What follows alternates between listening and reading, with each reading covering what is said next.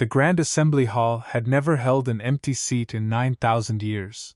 Now one chair sat vacant at the center of the circular chamber, and Speaker Velundrak stared at it, as if the empty space itself might answer the question. Everyone in the room was too afraid to ask out loud. They were summoned, Drak said, voice tight. Formally, through every proper channel, and they simply did not come.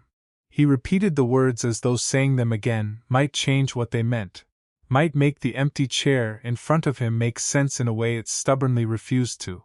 Around him, delegates from 41 species shifted in their seats, murmuring in a dozen languages.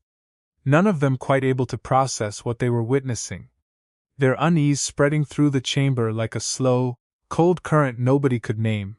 In 9,000 years of galactic governance, no species, not even the ones conquered, not even the ones enslaved, had ever refused a summons to the assembly, until humanity. But none of this had begun in that chamber. It had begun 11 days earlier, in a small, unremarkable office on Earth, where Ambassador Priya Nandan read the summons twice before setting it down on her desk and laughing, not out of amusement, but disbelief.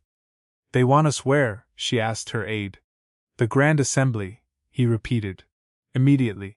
Formal summons, sealed with the full authority of the coalition of elder species. The coalition had governed known space for 9 millennia, through a system elegant in its cruelty. Every species that reached interstellar capability was summoned before the assembly, assigned a seat, a rank, and a place in a strict hierarchy that determined everything from trade rights to territorial boundaries. Refusal had never been recorded as an option, because refusal had simply never been attempted. Every species that came before understood, instinctively, that defying the coalition meant war against 41 allied civilizations at once.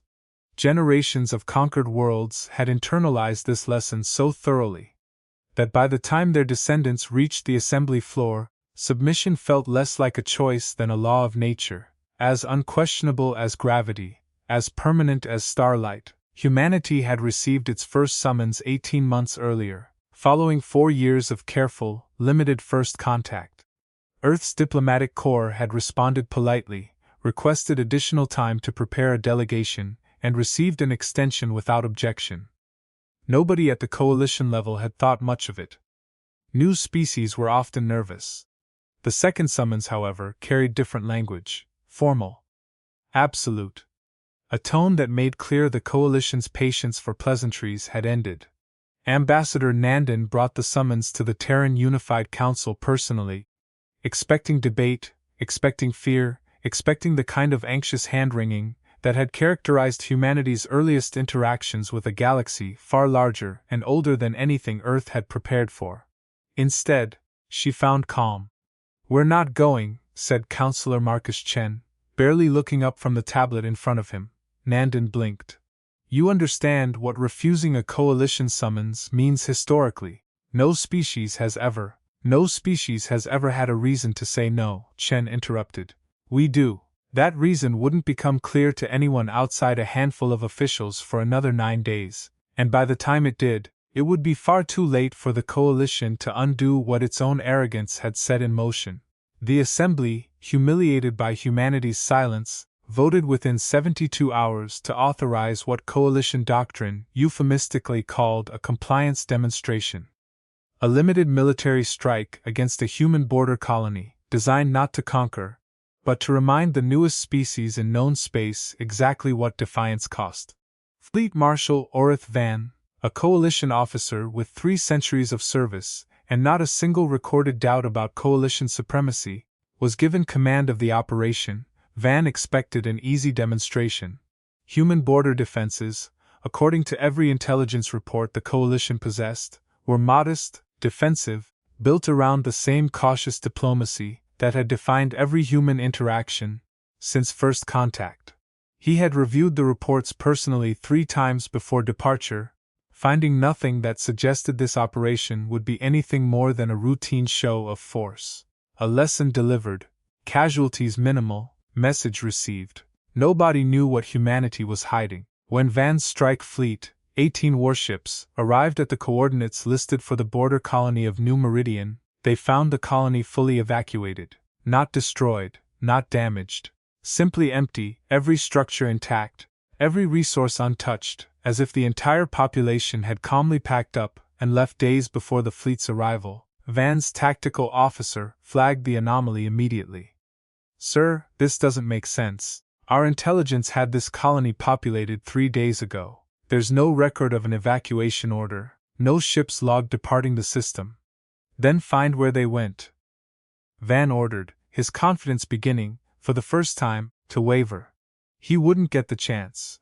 The moment his fleet's sensors swept the surrounding system searching for evacuation traffic, 31 human warships that had been holding position in the system's outer asteroid field for 6 days dropped their camouflage simultaneously. They didn't fire. They didn't need to. Every weapon system across Van's entire fleet went dark at once, disabled by a signal humanity had spent months quietly embedding into Coalition-approved civilian shipping lanes that ran directly through the border region. Infrastructure the Coalition itself had insisted humanity adopt, never suspecting what could ride along inside it. "Status report," Van demanded, staring at readouts that made no sense. "Weapons offline, sir. All of them. Shields at 0. We're completely exposed." The Council had made a terrible mistake. And it was about to become clear exactly how terrible. A single transmission reached Van's flagship, carrying no threats, no demands, just a calm human voice that would later be studied by Coalition military academies for generations. "Fleet Marshal, your ships are disabled, not destroyed. We evacuated New Meridian 9 days ago because we anticipated exactly this response. And we had no interest in losing civilian lives to prove a point we could make without a single casualty. You came here to demonstrate what defiance costs. Instead, you're about to learn what preparation looks like." Van surrendered within the hour, his entire fleet towed into human-controlled space by escort vessels that never once fired a weapon during the operation. The Coalition Assembly, reconvening in emergency session, expected humanity to press its advantage, demand new terms, seize territory, force the same brutal hierarchy onto the Coalition that the Coalition had imposed on every species before them for 9,000 years. Instead, Ambassador Nandan requested to address the Assembly directly, a request the Coalition, reeling from an unprecedented military failure, had no grounds to refuse. She stood before the empty seat reserved for humanity, the same seat that had remained vacant since the first summons, and did not sit in it.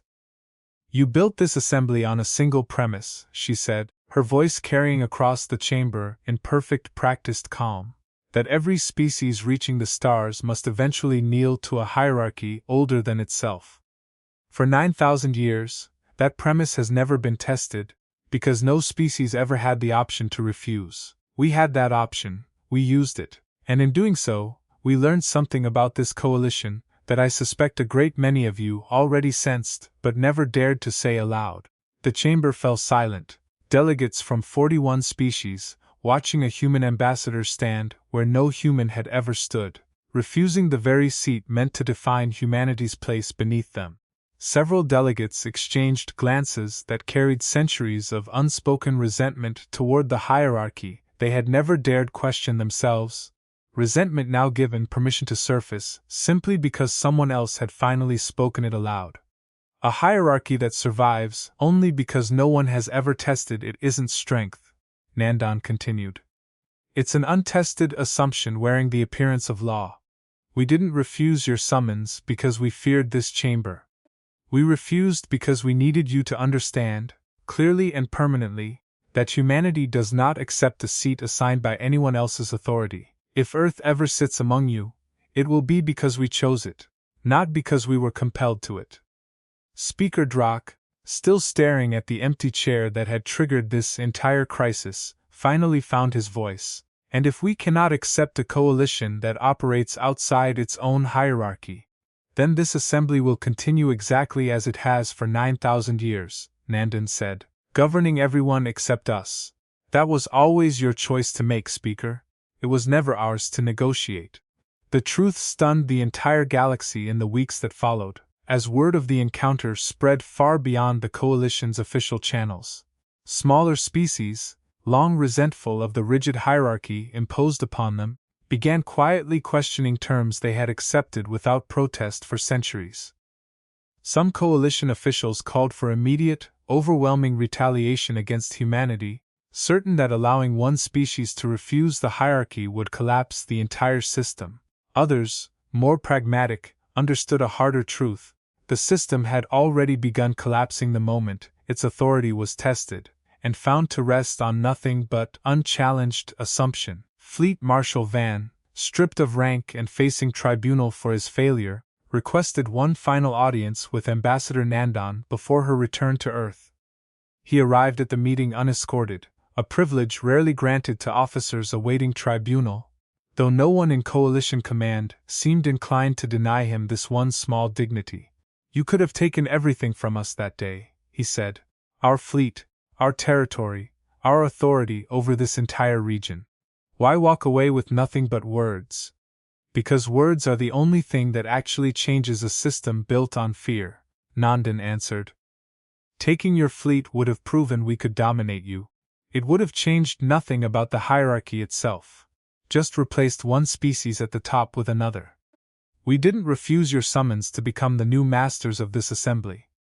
We refused it because no one, including us, should ever have to kneel simply because refusing was never considered possible before." Van sat with that answer for a long time before finally speaking again.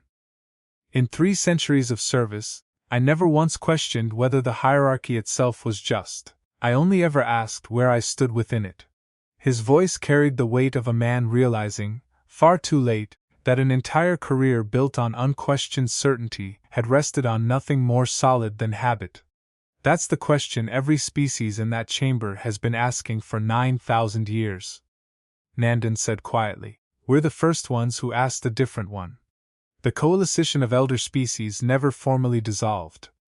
But within a decade, 4 other species had followed humanity's example, quietly declining assembly summons of their own, testing a hierarchy that had once seemed as permanent and unshakable as the stars themselves.